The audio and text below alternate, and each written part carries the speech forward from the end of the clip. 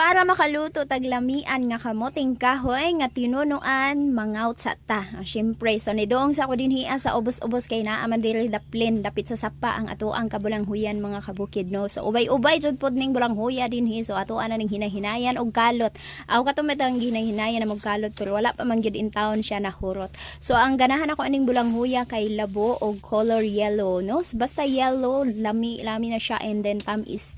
So ako ra gong usa nagkugi diri og pagpangalot mga kabukid. Ang importante nalingaw ko then maka-upload bagyod kog video kani murag mo gawas gid ang ako antubel charis grabe man jung pagkagahia sa balanghoy mga kabukid ibton or berahon. So mato nakahuna-huna ako nga murag dili gid mo dala kay murag makaigit na jud ko ani. So gakuha jud kog pala mga kabukid no.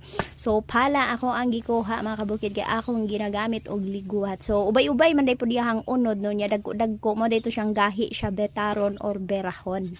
Daghan pod mig anindot buhaton ani usahay mga kabukid no. Usahay basta dili lang gid tapulan ba kay magbuhat jud mi atong isod bitaw sa bagol o tang ginatawag og PUTO. Dayon usahay gid magbudbod mi or suman mga kabukid hasgang lamiag gyud no. Pero karon dungagon sa lamanaho mga kabukid kay gimingaw jud kog karang dinungag lang gyud bitaw nya butang tinunuan with dance ba mga kabukid kay dingdong magako ang manghod nya agad bitbit sa pag umangkon murag malingaw pud ta no kung naa jud ay bata ba.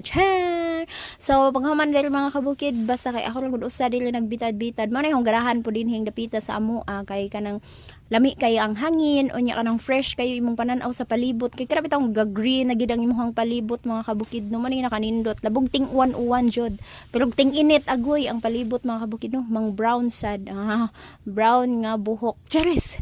So ang isa ka punuan mga kabukid murag maunod dira gid in town og nay limak buok pinakaraghan no kay kuan man ni siya gipantag-tagsok ng papa pod pero dagko bay agid pod kay ang ihang unod mga kabukid no nakakuha bay ag pod taong kog usa ka planggana nga puno jud na siya. So pagkahuman mga kabukid modong ta sa sapa kay din hinato ni siya panitan dili sa sapa no gilid ra man ni siya sa sapa mismo. So kani og kanang kusog kayong uwan nya mobaha kay mabahaan pag ni dinhing dapita nga part. So mo nagdiha katong mga kalabasa nga nalata gani unya dinhi kay dinhi na ko sapa ra ko hugasan. So hugasan niya panitan dinhi na lang. So grabe ka tinaw sa tubig karon na timing lagi pod nga kanang sige bitaw og baha sige baha nya syempre hugasan ang sapa anja tinaw na gid kayo ang tubig mga kabukid no tanaw lami gid kayo kung ani may magimnanan sa una pa to pero karon wala naman may nagimnanan mga kabukid no. So lahi naman gud lahi na ba pero hinlo gid gahapon ning amo ang sapa diri so ang amo rang kauban diri kaligo kay mga kalabaw pinakanindot jud ning anhitas bukid magpuyo mga kabukid basta magkugi lang gid kag pagpananom so naa jud kay makalot like bulanghoy o